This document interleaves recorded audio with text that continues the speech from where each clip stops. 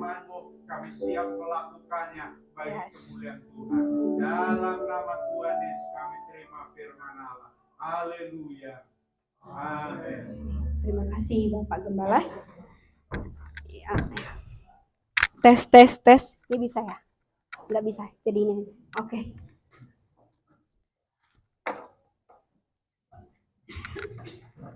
Ya, shalom Bapak Ibu dan saudara-saudari yang diberkati oleh Tuhan. Sekali lagi shalom. Ya, tadi saya duduk di kursi, saya melihat mimbar ini sepertinya terlalu tinggi, seperti itu. Kayaknya saya nggak muat melihat jemaat nantinya. Tapi ternyata puji Tuhan bisa saya melihat jemaat Bapak Ibu dan saudara-saudari di depan nggak terlalu tinggi rupanya. Ya Bapak Ibu, persiapan saya untuk melayani pada pagi hari ini sungguh luar biasa Bapak Ibu. Saya bersyukur dan berterima kasih kepada Bapak Gembala beserta dengan para diaken yang telah mempercayakan saya melayani Tuhan pada pagi hari ini. Ya tentunya melayani Tuhan ini sungguh luar biasa Bapak Ibu. Persiapan untuk menyiapkan firman Tuhan ini saya bergumul. Kemarin Papi bilang, Esther nanti kami pulang dari muko-muko pelayanan, kamulah yang menyampaikan firman Tuhan. Saya nanggapinnya bercanda Bapak Ibu. Oh ya, mana mungkin seperti itu. Karena biasanya kalau pekerja itu biasanya terakhir.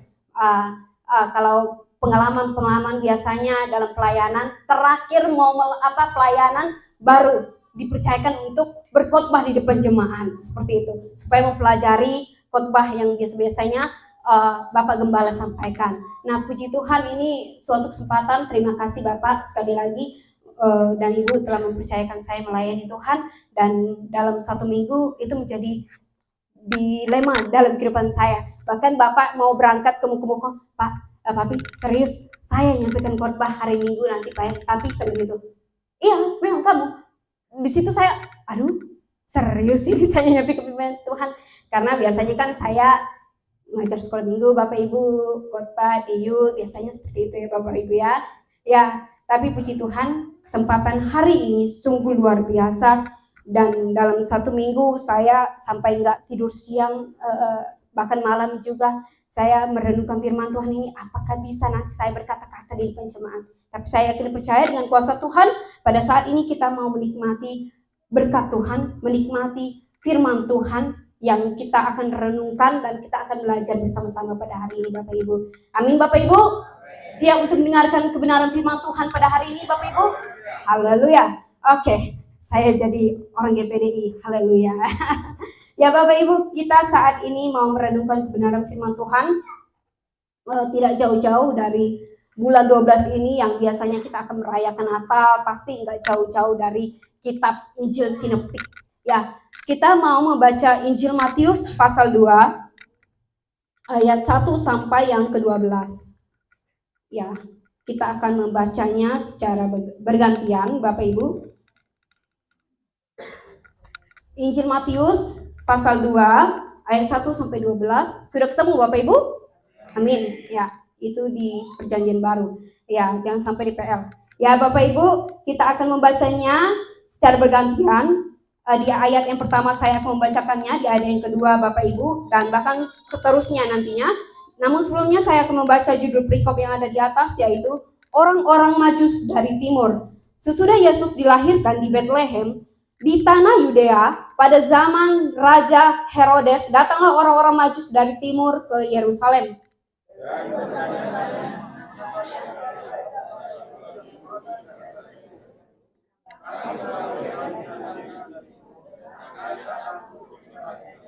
Ketika Raja Herodes mendengar hal itu, terkejutlah dia beserta seluruh Yerusalem.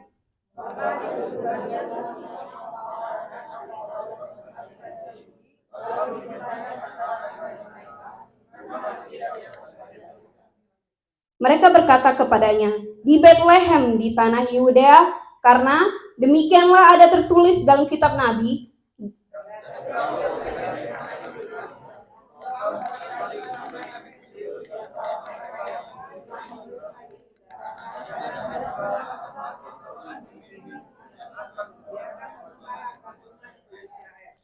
Lalu dengan diam-diam Herodes memanggil orang-orang Majus itu dan dengan teliti bertanya kepada mereka, bila mana bintang itu nampak.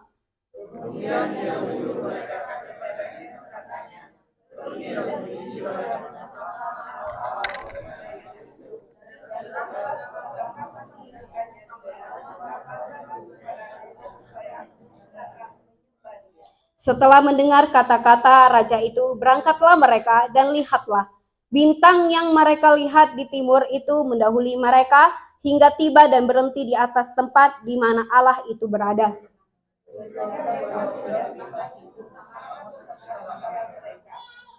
Maka masuklah mereka ke dalam rumah itu dan melihat anak itu bersama Maria, ibunya, lalu sujud menyembah dia.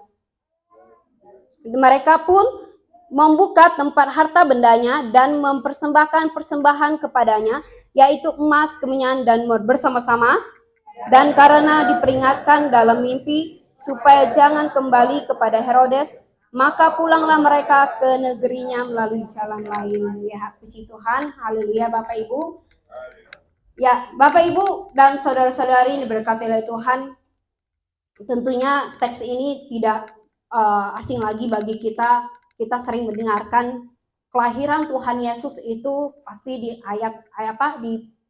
di Injil Sinoptik yang ada terdapat di Injil Sinoptik itu ada 4 Bapak Ibu, 4 Injil.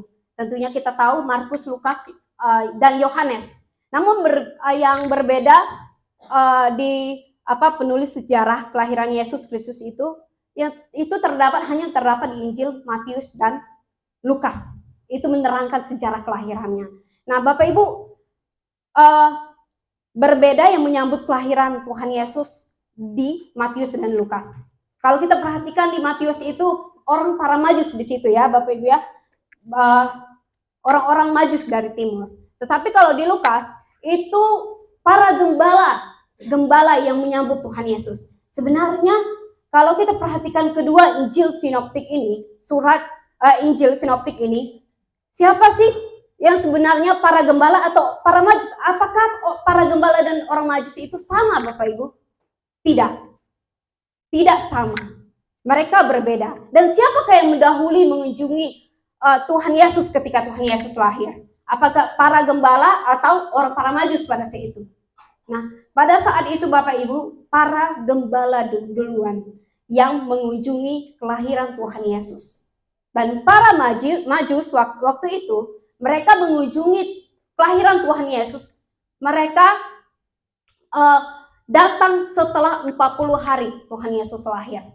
Nah, Bapak Ibu dan saudara-saudari, bahkan berbeda. Tuhan Yesus menampakkan diri kepada malaikat menampakkan diri kepada para gembala waktu itu melewati mimpi. Tapi kepada orang Majus pada saat itu Bapak Ibu melalui sebuah bintang. Sebuah bintang yang luar biasa. Bintang ini yang nggak pernah mereka lihat sebelumnya. Nah, pengertian para Majus ini Bapak Ibu dalam bahasa Latinnya, bahasa Yunaninya, magos atau magoi, itu diartikan bahwa orang Majus ini dalam orang Persia pada situ, karena orang Majus ini adalah orang Persia, itu merupakan orang yang pintar. Dia pandai filsafat, dia pandai pengetahuan, bahkan dia ahli dalam perbintangan. Ahli astronomi ya Bapak Ibu ya, pandai melihat bintang itu apa sih tanda-tanda bintang itu, seperti itu. Dan di kebudayaan Yahudi pada saat itu Bapak Ibu, ini berbeda dengan Persia, orang Persia. Kalau orang Yahudi menganggap bahwa orang Majus itu magi atau magic. Artinya bahwa orang Majus ini ahli sihir, tukang-tukang tenun pada saat itu Bapak Ibu. Jadi menyembah kepada berhala. Jadi Tuhan Yesus lahir di tanah Yehuda ini tadi Bapak Ibu dan saudara-saudari, itu mereka nggak mempercaya orang Majus itu. Ini orang Majus, mereka percaya kepada Tuhan Yesus. Luar biasa Bapak Ibu. Tetapi orang Yahudi pada saat itu yang ada yang berada, yang dekat. Maka mereka ada di lingkungan tanah Yehuda pada saat itu. Mereka tidak percaya Tuhan Yesus lahir di kandang domba. Dan pada saat itu Bapak Ibu, orang Majus ini bukan orang Yehuda, mereka orang Persia, tetapi mereka percaya melalui sebuah bintang. Kok bisa sih sebuah bintang itu mereka percaya bahwa Tuhan itu benar-benar lahir?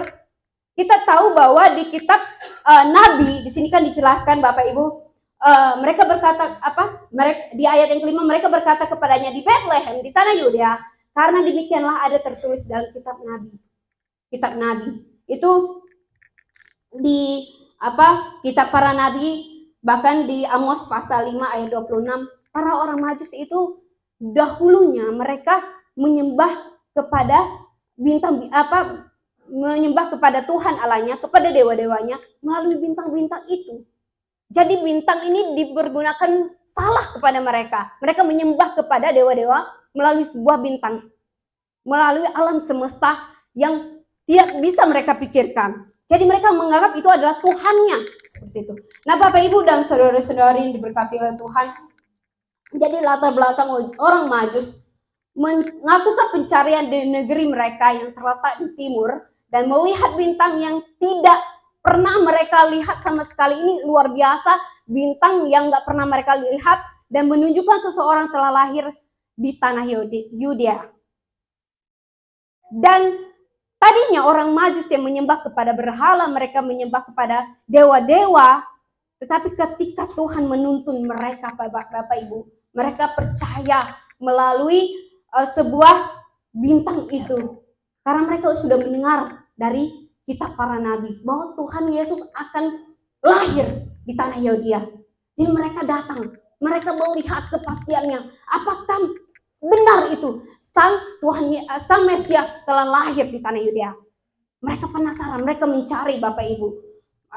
Dan pada saat itu Bapak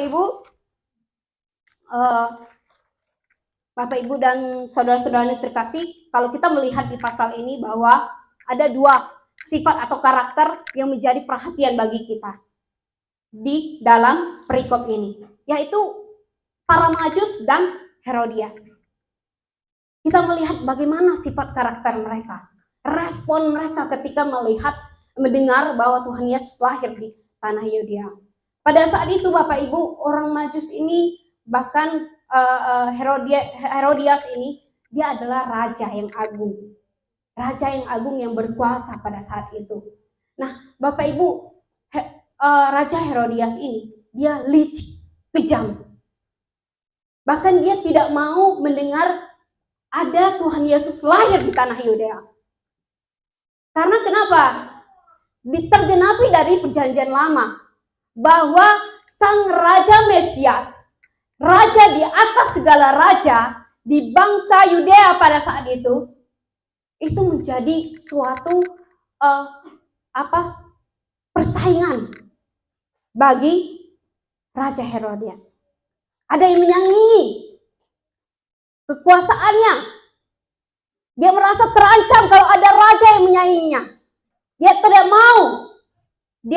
tidak mau menjadi raja lagi. Oleh karena ada raja di atas segala raja, sang Mesias itu Bapak Ibu. Nah, Bapak Ibu dan saudara-saudari yang terkasih dalam nama Tuhan, sangat berbeda sekali dengan orang para Majus ini. Para Majus ini, mereka mengenal Tuhan. Mereka mengenal Tuhan. Mereka mendengar Tuhan.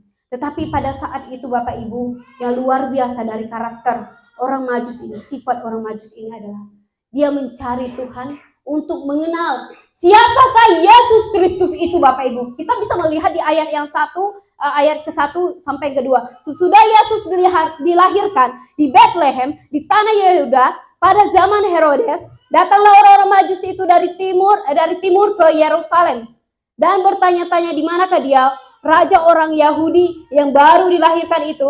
Kami telah melihat bintang-bintang dari timur dan kami datang untuk menyembah dia. Oh, luar biasa. Para Majus ini mereka mencari Tuhan. Mereka mencari Tuhan dari timur ke Yerusalem Bapak Ibu. Ini mungkin saya tidak melihat berapa sih jaraknya waktu itu. Tapi saya melihat beberapa tafsiran 11 km jaraknya. Tapi tidak tahu penafsiran yang lain karena saya juga nggak pernah ke sana ya Bapak Ibu ya. Jadi sangat jauh Bapak Ibu. Sangat jauh sekali. Jadi luar biasa orang ketika itu bukan bangsanya tetapi dia pengen penasaran mau mengenal Tuhan Yesus di tanah Yudea. Mereka mencari dan mereka dikatakan tadi bertanya-tanya di manakah dia raja orang Yahudi yang baru dilahirkan itu. Kami telah melihat bintang-bintang untuk datang menyembah dia. Mereka datang menyembah Tuhan Yesus. Mau datang. Karena mereka merasakan bahwa Tuhan Yesus itu akan tergenapi. Bahwa Tuhan Yesus lahir ke dalam dunia. Nah Bapak Ibu dan saudara-saudara, mereka bukan hanya mencari.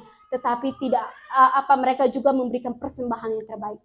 Seperti yang kita tahu, emas, kemenyan, dan mur. Apa sih artinya emas? Apa sih lambangnya emas itu? Kenapa mereka memberikan persembahan itu kepada Tuhan Yesus ketika Tuhan Yesus lahir? Kenapa enggak seperti kita kalau ada orang-orang tetangga kita yang lahir gitu kan? Kita datang, kita memberikan misalnya pakaian bayi menyambut kelahirannya. Kenapa waktu itu mereka memberikan emas, kemenyan, dan mur? Sebenarnya kan bisa juga mereka memberikan baju-baju kepada bayi. Kan bayi itu lahirnya di kandang domba, Bapak Ibu. Otomatis tidak ada pakaian, cuma kain-kain tok mungkin ya Bapak Ibu. Nah, kenapa mereka memberikan emas, kemenyan, dan mur? Emas, kemenyan, dan mur ini luar biasanya mereka mau memberikan emas, kemenyan, dan mur. Kalau kita, dalam konteks kita sekarang Bapak Ibu, apakah mau Bapak Ibu memberikan kalau ada tetangga yang lahiran, Bu, ini kalung saya berikan sama Ibu emas, berlian, dan sebagainya. Ini uang, mau memberikan seperti itu? Saya mungkin masih bertanya-tanya Bapak Ibu. Gak mau. Maulah kalung berapa gram ini saya berikan kepada anak yang baru lahir. Ngapain sih? Nah itu konteks orang Yahudi pada saat itu Bapak Ibu.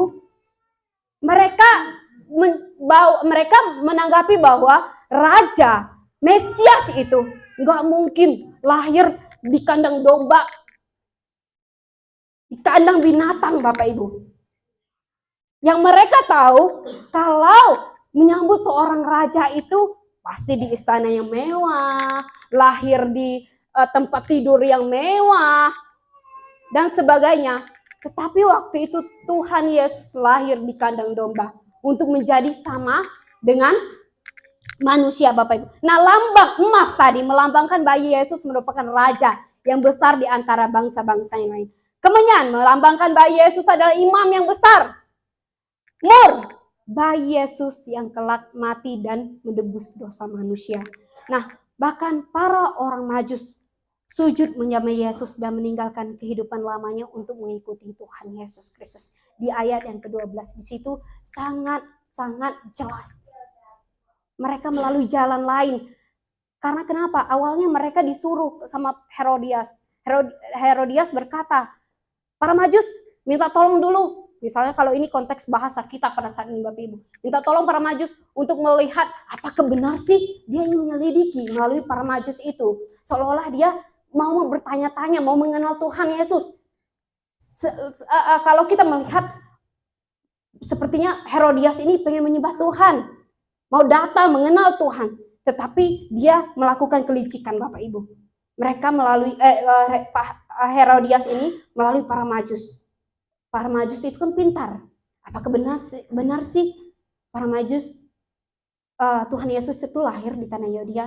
Kalau benar, nanti ketika kalian datang ke sana, ketika kalian melihat bahwa Yesus itu lahir di tanah Yudea, kasih tahu sama saya.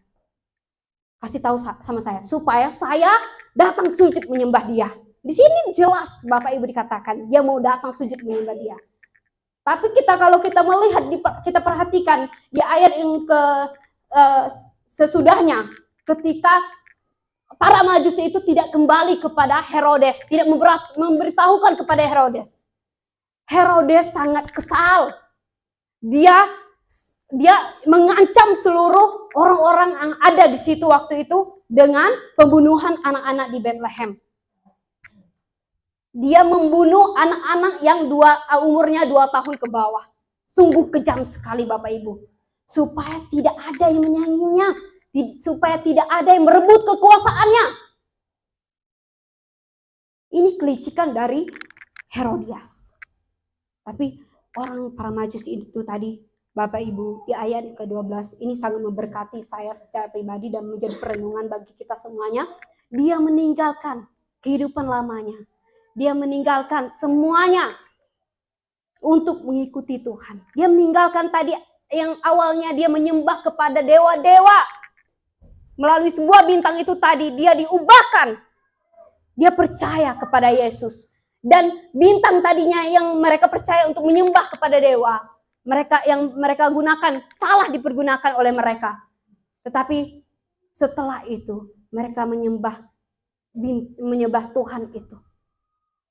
Mereka tidak menyembah kepada dewa-dewa melalui sebuah bintang, tapi mereka bersyukur ada penerang. Nah, Bapak Ibu dan saudara-saudari yang diberkati oleh Tuhan. Oleh sebab itu Bapak Ibu, tema kita pada pagi hari ini kita mau belajar dari orang para majus ini. Saya merenungkan tema kita, apa sih sebenarnya tema yang cocok untuk kita mengerti makna kelahiran Tuhan Yesus itu. Apakah kelahiran Tuhan Yesus itu, hari Natal itu sekedar rutinitas aja kita datang kepada Tuhan. Di tanggal 25 Desember bahkan perayaan-perayaan kita. Apa kita karena hanya baju sekedar mau memamerkan baju mewah dan sebagainya? Apakah kita mau datang tersungkur, tersujud kepada Tuhan bahwa Yesus itu lahir ke dalam dunia ini? Jangan sampai salah memaknai kelahiran Tuhan Yesus Bapak Ibu. Nah, kita mau belajar bersama-sama Bapak Ibu. Pada saat ini tema yang saya berikan yang menjadi perenungan saya, kelahiran Yesus memberikan pembaharuan. Kelahiran Yesus memberikan pembaharuan. Kita tahu bahwa kelahiran Yesus disebut dalam bahasa Latin itu inkarnasi Bapak Ibu. Kan kita sering mendengar, apa sih inkarnasi? Inkarnasi, inkarnasi. In, di dalam. Sedangkan kar itu daging. Bahasanya itu ya, Miss Maria minta tolong perbaiki kalau bahasa Inggris saya tidak jelas seperti itu. Daging, di dalam daging yang menunjuk kepada manusia. Artinya Allah telah mengosongkan dirinya untuk menjadi manusia dengan tujuan untuk menyelamatkan manusia berdosa. Kalau kita pikir-pikir, kenapa sih katanya Tuhan Yesus itu raja? Katanya Tuhan Yesus itu Allah di atas segala Allah. Dia yang berkuasa. Kenapa sih dia harus menjadi manusia seperti kita? Ini beberapa kali Fikom ada kemarin itu yang sharing bersama mengenai kedatangan Tuhan Yesus Kristus. Ya Ibu ya, kemarinnya. Iya, kelahiran Yesus tanggal 25. Bahkan apa sih maknanya tuh? Kok maksudnya Tuhan Yesus kenapa lahir ke dalam dunia? Dia rela mengosongkan, kalau Tuhan Yesus mengosongkan dirinya, dia nggak jadi Allah lagi dong. Berarti dia jadi manusia aja dong. Masa sih manusia bisa menebus dosa manusia?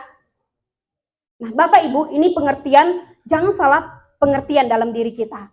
Kita tahu bahwa Tuhan Yesus datang ke dalam dunia. Dia tidak meninggalkan kealahannya. Dia tetap Allah.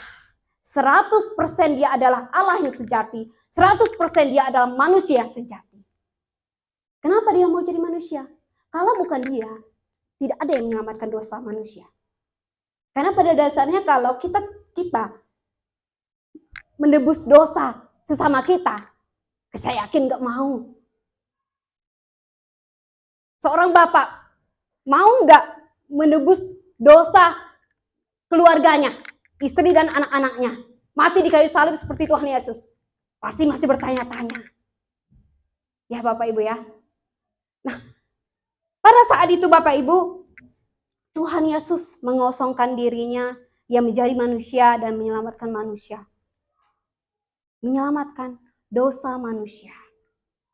Supaya manusia itu tidak berdosa. Tetapi bukan berarti kalau Tuhan Yesus menyelamatkan dosa manusia, berarti kita ketika Tuhan Yesus menyelamatkan dosa kita memperingati bahwa Tuhan Yesus itu lahir ke dalam dunia, kematian Tuhan Yesus menyelamatkan dosa kita, berarti kita nggak berdosa lagi dong. Tidak. Pada dasarnya kita adalah manusia yang berdosa. Kita tidak bisa menyebut bahwa kita adalah sempurna. Karena Allah lah yang sempurna Bapak Ibu. Makanya Dia mau datang ke dalam dunia menjadi bayi, seorang bayi. Dia bertumbuh, berkembang menjadi anak-anak, bahkan menjadi orang dewasa seperti kita.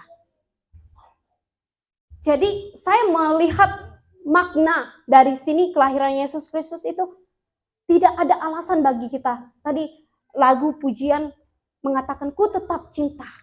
Ku tetap setia, walaupun badai datang menerpa. Sering sekali Bapak Ibu kita bersungut-sungut dalam dunia ini. Termasuk saya. Ya, Bapak Ibu ya. Sering sekali bersungut-sungut. Ini menjadi pelajaran bagi kita semuanya Bapak Ibu. Bersungut-sungut. Kalau ada masalah sedikit, oh Tuhan, udah berkata Tuhan Yesus, kenapa masalah ini besar? Tidak dapat aku menanggungnya. Kenapa masalah ini terus berlarut-larut dalam diri saya? Baru selesai masalah satu, datang lagi masalah satu. Nah Bapak Ibu, ini persungutan. Sungut-sungut dalam menjalani kehidupan ini. Tuhan Yesus tidak pernah bersungut-sungut. Dia merasakan, dia juga pernah nangis seperti kita Bapak Ibu. Dia juga pernah marah, dia juga merasakan kesakitan di dalam dunia ini. Tapi apa yang dia lakukan? Dia untuk menggenapi karya Allah, pekerjaan Allah yang sempurna itu, dia melaksanakannya dengan baik, dengan penuh ucapan syukur. Dia datang kepada Allah. Padahal dia Allah, tetapi dia tersungkur. Kita tahu bahwa pencobaan Tuhan Yesus ketika dicobai oleh iblis pada saat itu, dia tidak goyah dengan tantangan zaman yang ada. Dia tidak goyah. Nah Bapak Ibu dan saudara-saudara terkasih, bahkan ini kelahiran Yesus ya, memberikan. Menurut Kamus Besar Bahasa Indonesia, memberikan itu kata memberikan, menyerahkan sesuatu. Artinya menyerahkan secara cuma-cuma. Apa sih yang dia serahkan secara cuma-cuma itu? Kasih karunia-Nya, anugerahnya kepada kita. Itu yang dia berikan kepada kita. Sungguh luar biasa Bapak Ibu. Bahkan ini juga pembaharuan.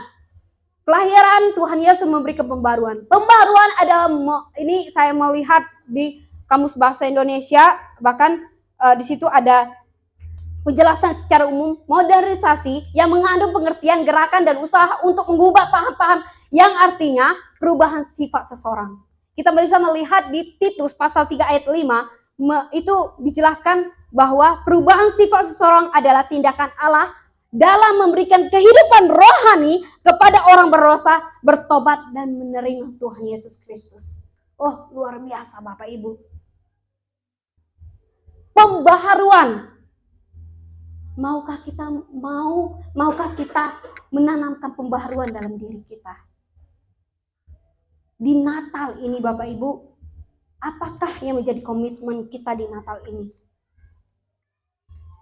Saya teringat Bapak Ibu ketika saya masih kecil, dulu latar belakang agama papa saya dan mama saya itu berbeda. Papa saya agama Kristen, mama saya agama Katolik. Jadi kalau mau ibadah hari Minggu, tarik-tarikan Bapak Ibu. Ini Esther harus di ibadah Katolik. Enggak. Selalu bertengkar kalau hari Minggu. Enggak, ini Kristen. Jadi dua agama waktu itu Bapak Ibu. Wah, gimana ini saya nih? Saya juga bingung agama saya apa sih sebenarnya seperti itu. Nah mama saya ini sering bertengkar Bapak Ibu. Apa sih? Gimana ini nantinya? Kalau saya sekolah nanti yang ditanyakan guru, agama apa? Saya bingung jelaskan agama apa. Nah ini waktu itu Bapak Ibu, saya mempunyai kerinduan setiap Natal itu bisa berkumpul bersama dengan keluarga. Papa mama saya ada, mama saya ada, bahkan adik-adik saya ada, keluarga saya ada. Dan menikmati makna Natal itu apa? Makna Natal, kita boleh berkumpul bersama-sama, bersama dengan keluarga, mau ngoreksi satu dengan yang lain. Tentunya dalam 1 tahun ini ada hal-hal yang tidak disukai oleh orang-orang di sekitar kita. Apa sih yang jadi ketidaksukaan bagi orang-orang di sekitar kita? Ini perlu diperbarui supaya di tahun ke depan bisa menikmati, menjalani tahun ke depan dengan baik. Kalau seorang istri tidak senang dengan sifat karakter suaminya, bahkan sebaliknya, bahkan kakak adik, hubungan kakak adik tidak baik, perlu diperbaharui. Nah Bapak Ibu, kelahiran Yesus Kristus memberikan pembaharuan. Ini pembaharuan apa yang perlu kita lakukan di Natal tahun 2022 ini, Bapak Ibu, menjelang tahun 2023. Yang pertama adalah pembaharuan hati. Hati kita diubahkan. Sering sekali Bapak Ibu kita melupakan hati dan pikiran kita, melupakan sikap hidup kita. Pembaharuan hati. Kita mengaku dari kecil sampai besar, kita adalah agama Kristen. Kita adalah orang percaya. Kita melihat orang-orang di sekitar kita. Kita bisa melihat kejelekannya. Kita bisa melihat, lebih bagus aku daripada orang-orang di sekitar kita. Lebih bagus kami, keluarga kami daripada tetangga-tetangga yang lainnya. Kita merasa perfect. Kita merasa sempurna daripada yang lainnya. Ini hati. Seperti di Amsal pasal 4 ayat 23, di situ dikatakan apa Bapak Ibu?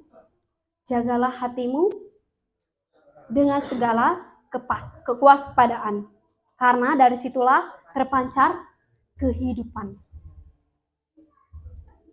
Kalau hati tidak baik, maka terpancar dalam kehidupannya. Maka mudah sekali untuk melukai orang-orang di sekitarnya kalau tidak baik hatinya. Jadi perlu diperbarui Bapak Ibu. Ini bahaya, hati-hati dengan hati. Karena hati adalah sumber kehidupan bagi kita sebagai orang percaya. Sering sekali kita menganggap bahwa kita, udah bagus lah aku udah bagus lah. Udah mantap lah, datang ke gereja, aku udah sempurna lah, udah percaya sama Tuhan Yesus kok. Tapi realitanya sering sekali melukai orang-orang di sekitarnya. Kenyataannya tidak seperti yang diharapkan. Ini menjadi perenungan bagi saya secara pribadi, bahkan Bapak Ibu dan saudara-saudari. Pembaharuan hati perlu Bapak Ibu. Dimana kita tahu adalah hati adalah bagian yang penting dalam diri manusia. Hati adalah pusat kehidupan. Sering sekali kita dihina, dicaci dan sebagainya. Diremehkan. Kita merasa sakit hati. Tunggu pembalasannya. Sering sekali kita memberi, kita mengharapkan kapan dia memberikan. Mengharapkan, tidak ikhlas, tidak tulus memberi. Ini menjadi pembaharuan hati. Nah, Bapak Ibu, dalam keberdosaan umat manusia menjelaskan bahwa hati manusia telah mengalami masalah. Hati lelah. Hati manusia telah mengalami masalah, hati lemah, menjadi lemah untuk mendorong manusia hidup berkenan kepada Allah. Manusia tidak lagi dapat hidup dalam dinamika rohani yang sehat. Dan penyebabnya adalah dosa. Jadi bahaya Bapak Ibu ketika kita menyimpan akar pahit, menyimpan kesalahan orang lain, sering sekali melihat dari sisi negatif orang-orang. Perbaiki hati kita. Oh hatiku, ketika orang-orang di sekitar kita tidak sama pendapatnya dengan kita, dan kita tidak menerima pemahaman orang-orang di sekitar kita, egoisentris. Kita memusatkan pada diri kita, bukan memusatkan kepada Yesus Kristus. Nah, Bapak, Ibu, dan saudara-saudari yang diberkati oleh Tuhan. Dan yang kedua, sesudah pembaharuan hati, kita perlu pembaharuan pola pikir kita. Supaya kelahiran Yesus memberikan pembaharuan dalam diri kita. Pola pikir kita, mindset. Pola pikir apa, Bapak Ibu? Dengan perkembangan perkembangan zaman sekarang Bapak Ibu, teknologi zaman sekarang Bapak Ibu. Pikiran, hati-hati dengan pikiran Bapak Ibu. Karena pikiran yang negatif, pikiran-pikiran yang membuat menderita. Sering sekali ini terjadi kepada ibu-ibu, ya, Bapak ibu-ibu. Orang-orang lagi menggosip, padahal nggak membicarakan dia, tapi dia merasa digosipin gitu. Oh, ini pasti membicarakan saya. Tetangga ini pasti membicarakan saya. Pikiran negatif duluan. Pikiran tidak pernah positif-positifnya. Selalu berpikiran negatif. Orang nggak senyum sama dia, berkata, oh pasti dia lagi nggak senang sama saya. Dosa pikiran. Dan terjadi kepada juga orang-orang pada zaman sekarang. Dosa yang terjadi di medsos pada saat ini sangat sekali dosa pornografi. Hati-hati. Saya takut-takut juga untuk melihat medsos itu. Dosa pikiran. Hati-hati Bapak Ibu dan saudara-saudari. Bahkan pada para pemuda-pemudi. Hati-hati dengan dosa pikiran. Karena dosa pikiran dengan manusia adalah makhluk yang berpikir dengan pikirannya. Manusia mampu menyelesaikan persoalan-persoalan hidupnya ketika ia berpusat kepada Kristus saja. Alkitab menaruh perhatian terhadap pikiran atau akal budi manusia yang terdapat di Matius pasal 22 ayat 23 sampai 38. Di situ kasihlah Tuhan dengan segenap hati, dengan segenap jiwa, dengan segenap akal budimu. Akal budimu kita garis. Apa sih akal budi? Dalam ayat ini menjelaskan betapa pentingnya pikiran. Pikiran yang telah mengalami perubahan akan menolong orang percaya memfungsikan pikirannya sebagaimana yang dikehendaki Tuhan Yesus Kristus. Berpusat kepada Yesus Kristus. Ketika kita menyimpang kepada pikiran yang lain, dalam nama Yesus Kristus. Tengking dalam nama Yesus Kristus. Ketika kita berpikir jahat kepada orang-orang di sekitar kita, tengking dalam nama Yesus Kristus. Bapak, Ibu, dan saudara-saudara yang terkasih dalam Tuhan.